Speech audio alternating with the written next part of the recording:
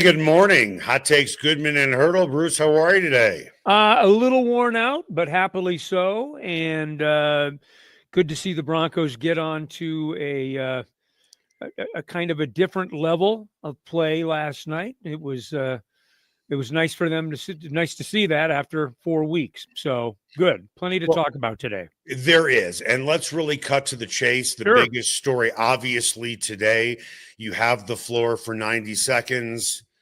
Red Sox, Yankees. In New York, best of 3. I don't mind the matchup. It's not like the Red Sox haven't played the Yankees well during the season.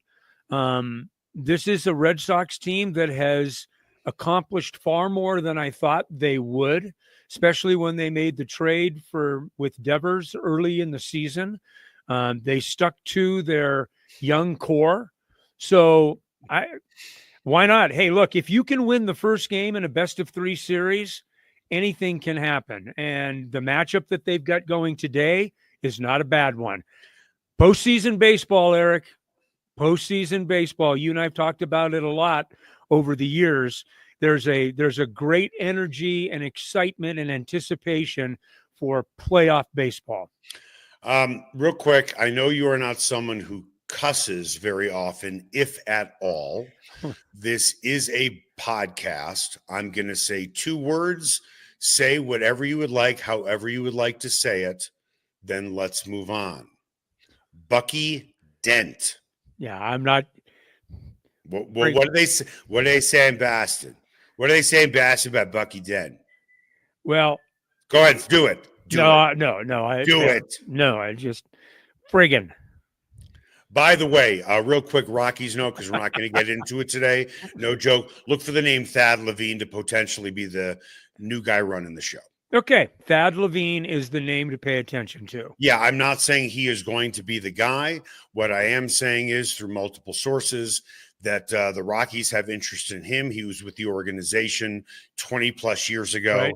He had some very good success after he left the organization. And my understanding is there's mutual interest. Good. Glad to hear that. All right. Okay. Good. With that, I want to tell you about Roller Auction, the leader in Colorado auctions.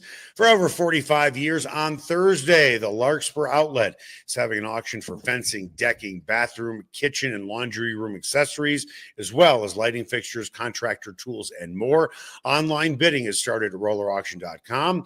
To learn about upcoming auctions, go to rollerauction.com as well. Get what you want at the price you want today at Roller Auction. Time now for the lead. The lead is presented by Smokin' Dave's Barbecue. It is not just the best barbecue in town, it is one of the best restaurants in town. You can find Smokin' Dave's Barbecue off 36th and Pecos. I'm going to lead it off differently than what we have in the show notes, because there are 2 things that really stuck out to me about yesterday's game. One having to do with the game, the one directly having to do with the game. The Bengals had 159 yards of total offense. RJ Harvey had 156 yards of total offense. The other thing is, and Sean Payton talked about it, we don't need to go down this road. We can later this week if we want to. Sean Payton tied Bill Parcells for the most regular season wins, in Sean Payton's career and obviously in Bill Parcells' career. Right. Yeah. I think it's like 15th on the list. 16th. Yep. I did a little quick math here. If Sean Payton finishes out this season and he coaches 4 more years, he is 61. Andy Reid is 67. Yeah. I'm guessing as long as Bo Nix is playing in Denver, Sean Payton will still be the head coach, barring any unforeseen circumstances. If you include this year 7 more wins and then averaging 9 wins a season over the next 4, he will likely be 7th all time in regular season wins, moving ahead of the great Paul Brown. Interesting. Yeah, which kind of cements, as if, I don't know how much of a question there was. Maybe was kind of in a pivot point, but I mean, that's a Hall of Fame. Well, that's a Hall of Fame slam dunk. Well, you would think it is, but thank goodness for him he has that Super Bowl, because who's number 8 on the list currently? Marty Schottenheimer. Yeah. Marty won a lot of games. God, I loved Marty. So did I. Loved But he Marty. never won. Forget about No. winning the No, Super Bowl. you're right. He never got to. He won the over Super Bowl. 200 games. He won exactly 200. Yeah, well, that's To right, your point. 200. Yeah. But he never went to the Super Bowl, never won, obviously, a Super Bowl. I'll give you a guy who's currently top 10, who is not in the Hall of Fame, who you can make the case should be. He led his team, I believe, to 4 Super Bowls, 2 different teams. Dan Reeves. He's still waiting. He is 10th. But let's move on to last night's game. Broncos came out firing. First half was a bludgeoning, not like the entire game wasn't. 305 yards of total offense in the first half. 3 touchdowns. They finished with 512 yards. It's like the 4th most yards or it's the most yards, I think, since 2014 when Peyton Manning was playing. 28-3 is the final. Bruce, you said you wanted some style points. Are you satisfied? Yes, I'm satisfied with the type of style points that we got. It was hardworking blue collar style points. It wasn't, lots of really cool calligraphy and stuff like that. It was good, hard-nosed football. They established the run early, often, and late, which opened up their passing attack. They were successful on first and second downs, which didn't put them in needy positions on third down like they did last week in LA against the Chargers. They were very good defensively, really from pretty much jump. I mean, they gave up the early field goal. That's 4 straight games, by the way, that they've given up points on the opening drive. But I digress. They did exactly what they needed to do in a somewhat complimentary fashion. Special teams was, nothing to write home about, but certainly nothing to be concerned about. They were fine in special teams too. It was a much more continuous effort by the 3 phases. So from that standpoint, yes, they gave us what I needed to see. I guess very blue-collar style points in a 28-3 win, which is nowhere nearly indicative of the difference between the 2 teams. This was like a 35-3 game. Let's talk about the elephant in the room, because people will be talking about this today, and I think it's a fair point. You can only control who's on your schedule. The Bengals are a bad football team right now. Last 2 weeks, they have been bludgeoned by the Vikings, who, by the way, after beating the Bengals 48-10, lost to the Steelers right this past Sunday. So clearly that reign of terror was only 1 game for them. I'm not going to take away anything from the Broncos. Listen, when you out yard a team 512 to 159, that's impressive on any level. I don't care how bad that other professional football team is. That's beyond the pale. Are you optimistic or cautiously optimistic because of the team they just manhandled? Cautiously optimistic. Yeah. And I don't think it's unfair to be that. I mean, look, you've got to get to the point where you're executing, and even with the gaudy numbers that they had last night, you've already talked about it, 512 total yards, 186 rushing yards, 4.9 yards a carry, first 100-yard rusher since, in the last 4 years. The list kind of goes on and on, but there are other numbers too. Luke Wattenberg was called for 5 penalties. The Broncos were penalized 7 times for 76 yards. But who's worse, him or Karras, their center? Yeah, I mean, they were comparing notes last night. It was, it was that bad. But the thing that bothered me the most, Eric, was there were like 3 or 4 other penalties that were called that the Bengals didn't take. So the Broncos were still in their kind of sweet spot for penalties, which is 8, 9, 10 a game. Yeah. They were there again last night. There were at least 5 drops last night. There was an incompleted route that would have been a touchdown by RJ Harvey that made it look like a Bo Nix overthrow, but it wasn't. It was a stoppage of when you're running the route. A quarterback will always anticipate where the route is taking you. And if you deviate from that route, even 1,001 or 1,002, for whatever reason, it can mess up the timing of the pattern. And that was another. So there were some executional things that they didn't quite get right. But by and large, they just opened up a can on a team that they should have. They imposed their will. That is progress in and of itself. They haven't been able to do that anytime in the first 3 weeks of the season. I dare say, and I do it with some hesitation, keeping in mind that I'm still cautiously optimistic. I will say this, even playing Cincinnati, that team last night is a 4-0 football team. That's my opinion. For Which whatever team, it's worth. the Broncos the are? Broncos, even the way they played with the problems that they had last night. Yeah. That's a 4-0 football team, simply because they made everything fit the right way.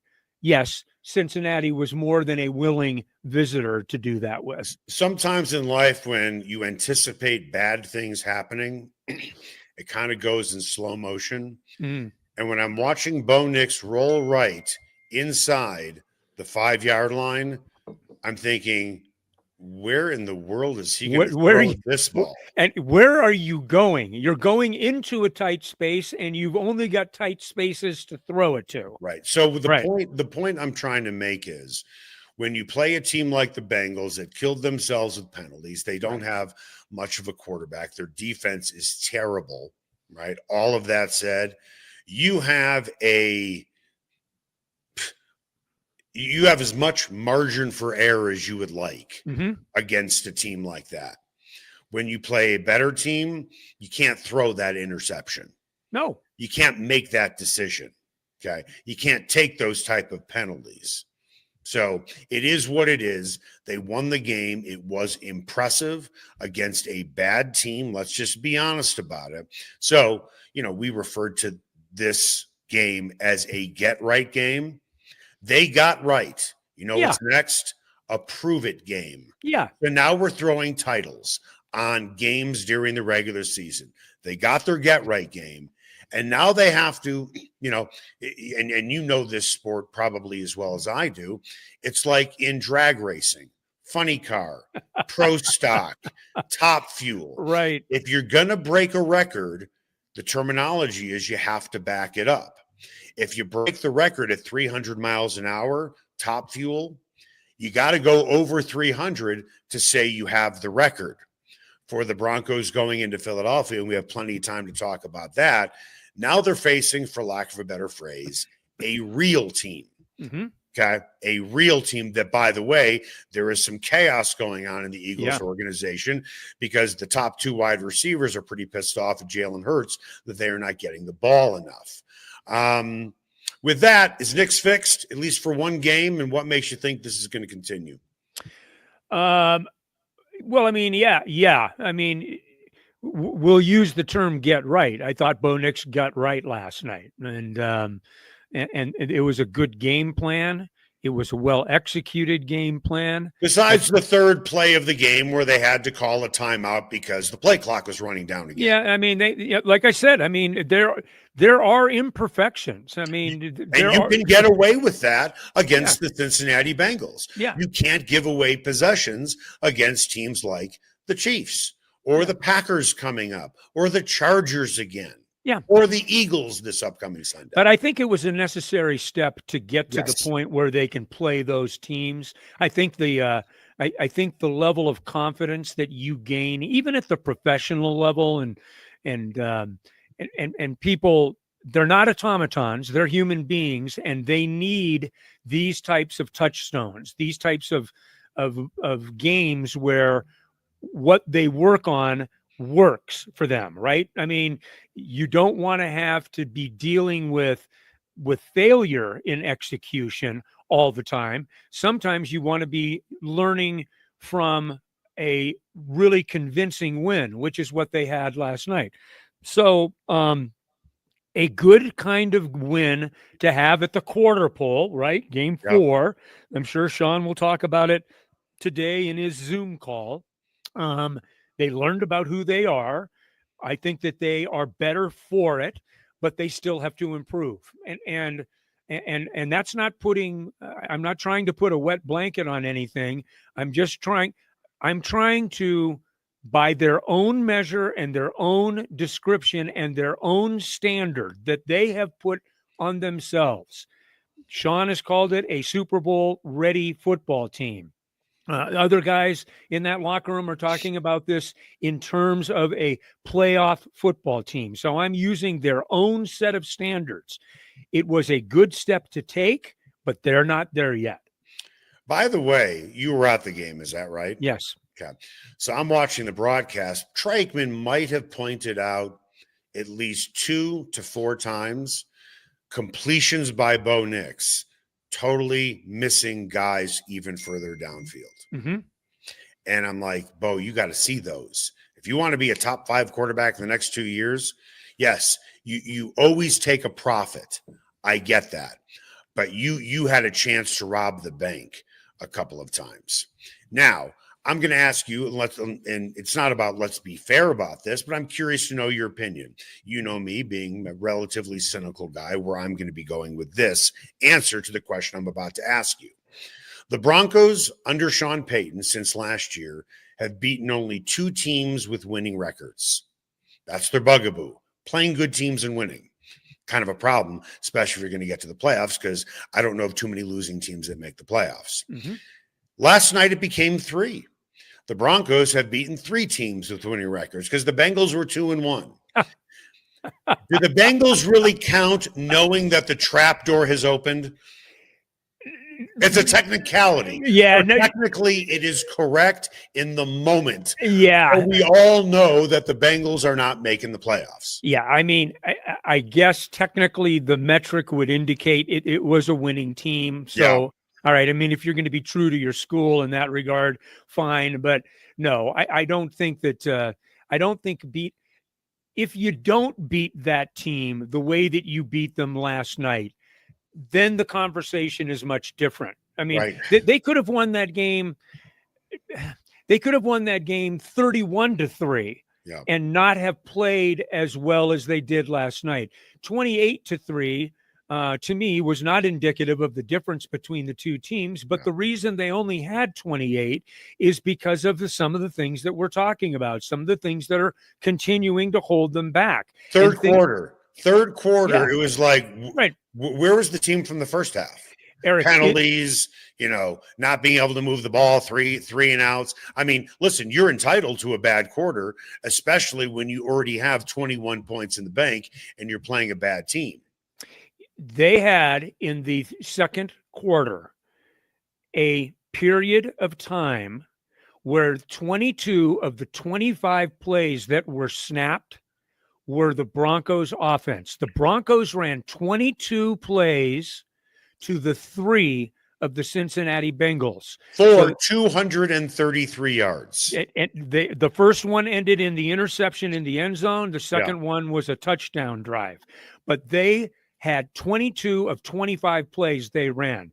I mean, they did everything that they needed to do during that time.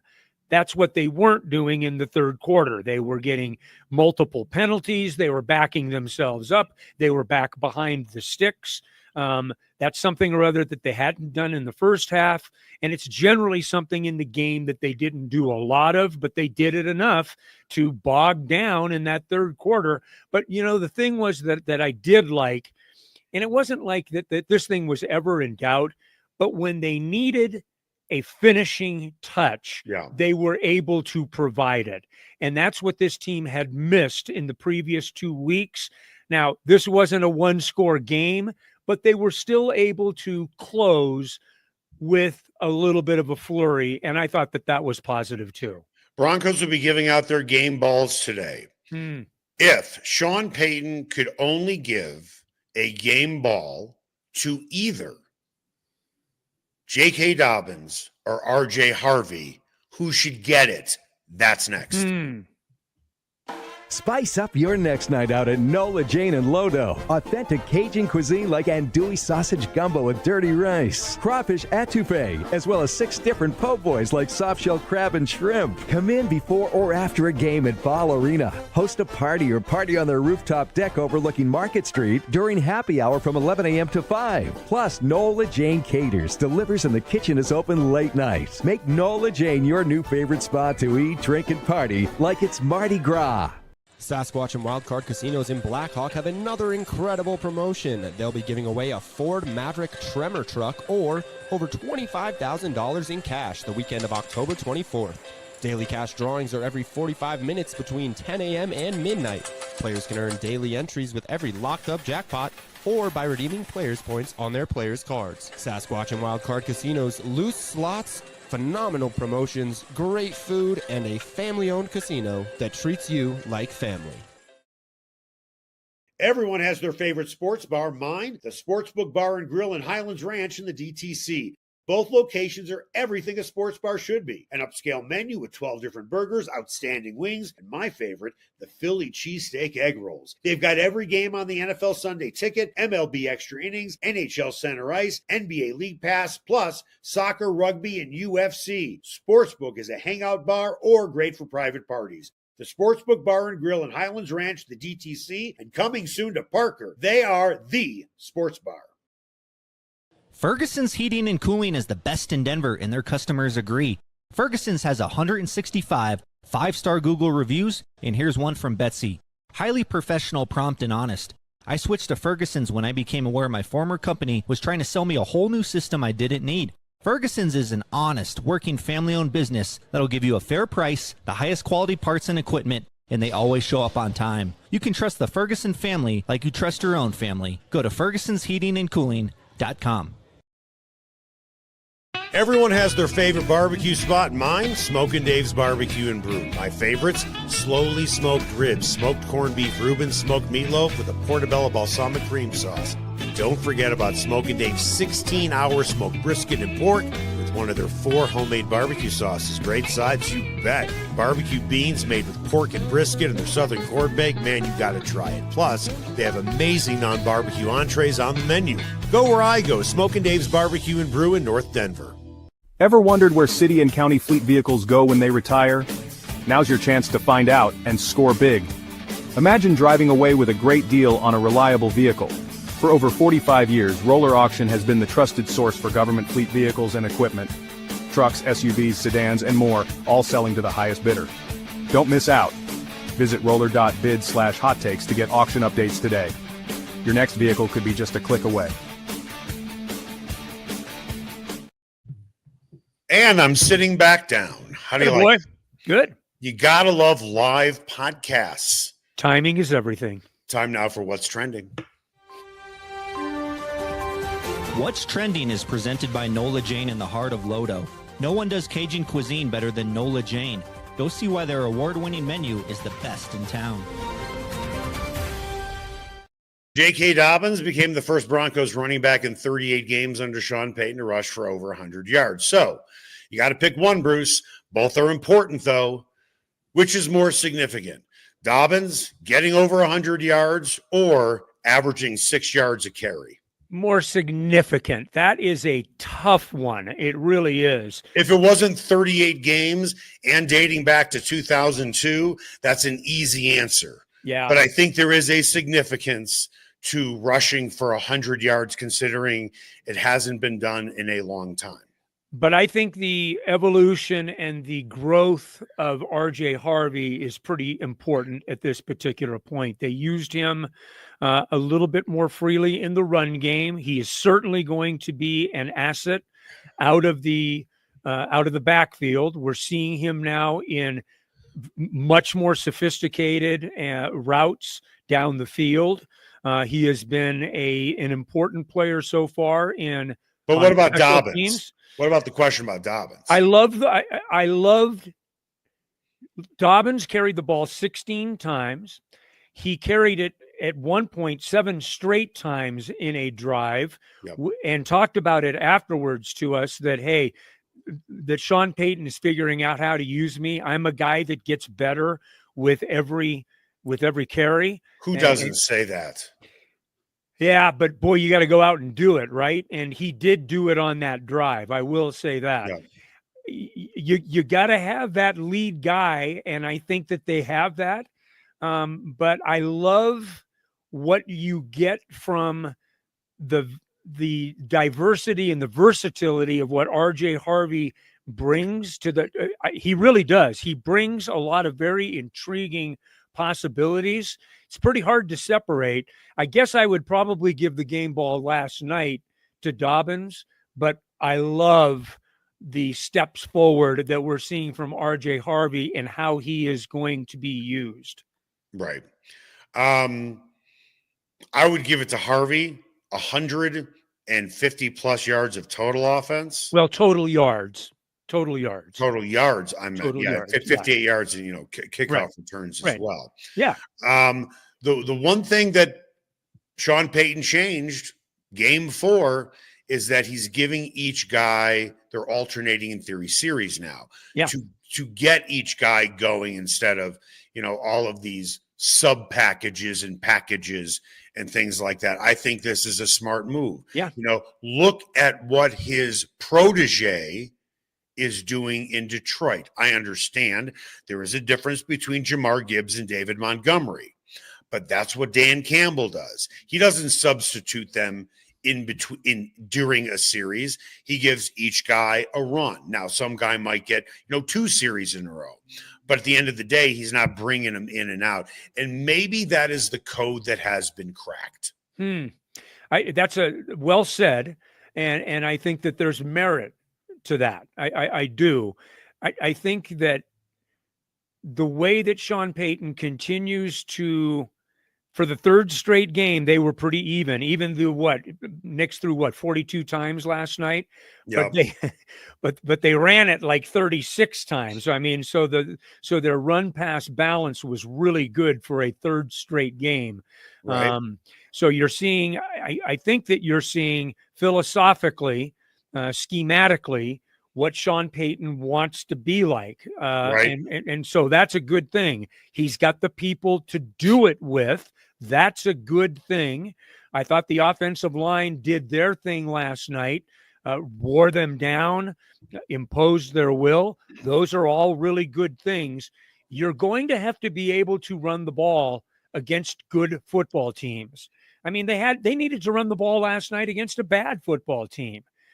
So yeah, I just thought it was I'll get back to it. We talked about it somewhat casually, but there was some real truth to it as a get-right game. This was a get-right game, and they took steps towards getting right. I'm going to ask you a question and give me a quick answer because I have a follow-up to it. Do you think RJ Harvey was drafted to either this year be or moving forward the number 1 back, get the majority of the carries? Do you think that was the intention? Was that the intention? Yes, because remember the timing. They drafted him before they picked up J.K. Dobbins in free agency. Okay, so my question is this. After watching last night's game, and Sean Payton has experience with one of our favorite K-State players of all time, Darren Sproles. Mm-hmm. RJ Harvey is more Darren Sproles than he is a lead back. Right. Running, catching the ball, special teams. That's what made Darren Sproles so great, is that he was so versatile. So as they look ahead this season and moving seasons ahead, do you treat, if you are Sean Payton, RJ Harvey like a Darren Sproles Swiss Army knife, or do you want him to be the guy who gets 70% of the carries? I doubt that we'll see that kind of number with him. I do think that 60%, the majority of the carries. The majority, no, I would, barring some kind of injury or something that would indicate that his workload needs to be heavier. I think that Sean has very good experience and history with players like that, like Darren Sproles, who was. But Darren Sproles was never the lead guy, and that's my point. Yeah. So if you're Sean Payton, do you look at him and say, this is my Darren Sproles? Or do you look at him and say, this is my Alvin Kamara? I think you look at him much more like a Darren Sproles. I think that you say, this is my RJ Harvey, but I've seen this kind of guy before. I know what it looks like. Yeah. And that's what I think RJ Harvey is going to look like. So, in other words, if you want to get into the weeds, go look at film of Darren Sproles and the way that he was used in New Orleans under Sean Payton.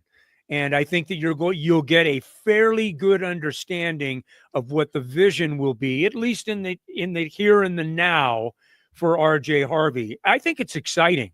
RJ Harvey, to me, is an exciting talent. And you just hope that J.K. Dobbins can stay healthy, because he gives them that lead back kind of dimension that, frankly, with respect to Javonte Williams, and we saw some of this from Javonte Williams early on in his career before he got injured. He had the look of a lead back, and he's off to a nice start in Dallas, and I think we're all happy for that. Javonte's a good guy. You want good things to happen for him, but J.K. Dobbins gives them a pretty nice look as a lead back. As we have a snapshot of today, and granted it's only one game for RJ Harvey, let's go back in time. What did Sean Payton say about Evan Ingram when Payton brought in Ingram? He's our joker. Then the draft happens. Jahdae Barron, he's a joker. The real joker is RJ Harvey. Certainly has the capabilities. It should be noted that Evan Ingram, I think, had more targets last night than I think. I think he had the second highest target rate. They are trying to shape his role. I don't know about your view from the press box, but my view from the couch is where, by the way, I do most of my analysis, my Monday morning quarterbacking. Sure. Evan Ingram does not look right. He I would looked like agree. he was laboring out there. Yeah. He had no burst whatsoever. And I'm wondering if this guy, I'm not saying he needs to be shut down, but he looks like a shell of what he used to be. And both injuries probably have something to do with it. I think they will. I think last night is a pretty good indication that they are going to work on trying to get him to fit into this offense. They used him in a lot of packages. Not if he's injured, he doesn't look right. You can try and fit him, but right now he doesn't look like. He looks like, and this is a compliment to him, right now he looks nothing more than a capable tight end. Adam Troutman catching the ball looked better. Yeah. And it's not a knock on Evan Ingram. He's dealing with injuries. But Evan Ingram got 4 passes for over 30 yards, whatever it was. Yeah, right. But he never looked right. Yeah, I don't disagree with that. There was not that burst, and they weren't able to get him open downfield. So those are things that will be interesting moving forward. But the reps were there. You know what I mean? The targets were there. They targeted him a good amount. So I think it's pretty clear that they're going to continue to try to get him going. Now, whether or not they can do it remains to be seen, but at least there's a desire to see it. You know, I liken the Broncos' defensive performance yesterday like going to see the movie Titanic. Oh, dear. So what do I mean by that? I expected the ship to go down at the end of the movie. Okay? Yeah. I expected the Broncos to dominate that Bengals performance. Again, that Bengals offense. The way they did it was breathtaking. It was. Just like what they did to the Titans. And oh, by the way, I've coined a new phrase that has nothing to do with you. So on my father's side of the family, my Aunt Lynn is a huge Buffalo Bills fan. Mm-hmm. Enormous. My 2 cousins, my Aunt Lynn's kids, Lauren and Michael, they are both huge football fans. Michael lives in Tennessee. He's a Titans fan. My cousin Lauren lives in Cincinnati. She's a huge Bengals fan. I got the Moshel sweep going right now, to which I'm going to let all three of them know I have the Moshel sweep going. The thing I'm worried about is the Broncos playing the Bills in the playoffs again, and 2 out of 3 ain't bad. Just don't want to see an ass kicking in the playoffs. And by the way, throw my dad into the mix, who is a Packers fan. Oh my goodness. To no end, and the Broncos play the Packers. Yep. So I'm looking for the David Goodman Moshel sweep this year. If the Broncos can play the Bills in the playoffs and win that game. Well, you've got a shot. Let's hope that can be the carrot at the end of the stick. I got bragging rights, baby. Yeah, at you least do. in 2 of them. You do right now. You know, and we caught up with them late last night.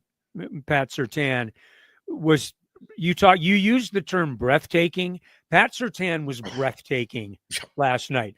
Breathtaking last night in his work against Jamar Chase, who was targeted 8 times, caught it 5 times for 23 yards. Oh, I mean, it was an unbelievable effort. And look, our guy Riley Moss, who you and I have a great feeling for and cheer for him loudly, because he's a badass dude that takes on the challenge of getting all of the traffic that doesn't go Surtain's way and does it gladly. He got challenged early by T. Higgins, but he hung in there and he staked his ground. But I thought the work that Pat Surtain did last night was just head-shakingly good. Somebody out there can capitalize on what I'm about to say monetarily.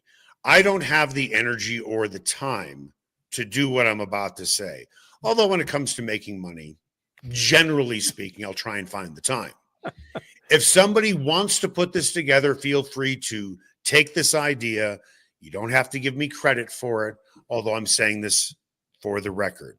Someone needs to print up a T-shirt of Pat Surtain holding baby Jamar Chase with a binky in his mouth and shit all over his diaper with the caption, "Who's your daddy?" Because Pat Surtain has owned Jamar Chase, and Jamar Chase is still arguably the best wide receiver in football. Yeah, that is a fact and a fact. Surtain has absolutely owned him, but I would take Jamar Chase all day and another month full of Sundays. That dude is, unless he's playing Pat Surtain. Unless he's playing Pat Surtain. That's about right. It was absolutely fantastic to watch the game within the game. And Surtain traveled last night. I mean, they took Jamar Chase. I mean, really, Eric, when you think about it, how many guys did the Bengals have that could really hurt the Broncos last night? Well, there's maybe 1.5 guys, Jamar Chase and half of T. Higgins. Other than that, they really didn't have anyone on either side of the football that could really hurt the Broncos. Right. So good for them and good for VJ and their defensive game plan to take Jamar Chase out of the game. And it was just absolutely fantastic to watch those two guys at the highest levels of their abilities playing like that. And it was great to see Pat Surtain come away with another clear knockout win. By the way, don't look now, and it's early, so it's not about jinxing it, right? But don't look now. Nick Bonitto right now, and there's no reason to believe he's going to be slowed down that much. The guy has been great throughout training camp. He was great throughout the preseason, and now he's great in the regular season. He is on pace to hunt down Von Miller for the most sacks in the season. Now, granted, Miller played 16 games, got 18.5 sacks. Right now, Bonitto is on pace for 16 games to get 18 sacks. And he's another guy who, when you see 1-5 in the game, your eyes just kind of like follow him. And now all of a sudden you've got to watch Surtain, you got to watch Bonitto, you got to watch Zero on the other side. Cooper has been a monster all season. Unbelievable. ESPN and NFL.com and all of them come out with all kinds of different lists and polls. Sure. Find me someone who is a better bargain on defense in the NFL than Jonathon Cooper. No, well, you won't, right? I mean, you just won't. But it was, and see, it's all we're doing. We are true to your way of doing these shows. We're doing all of this with a snapshot of the moment. Correct. Right? We are in the moment for that game last night. We'll be out of the ether by the time tomorrow rolls around, and we'll be looking ahead towards Philadelphia, where the challenge will be much more significant, much different, much more challenging. But boy, I'll tell you what, and it was great. I mean, one of the fun things about what I get to do after every game is go into that locker room. Sometimes it's a joyous locker room and the brotherhood is celebrating one another. Sometimes it's not as celebratory. And sometimes, you're wondering about the opportunity that you let get away, or you're lamenting a loss, but there's brotherhood in that as well.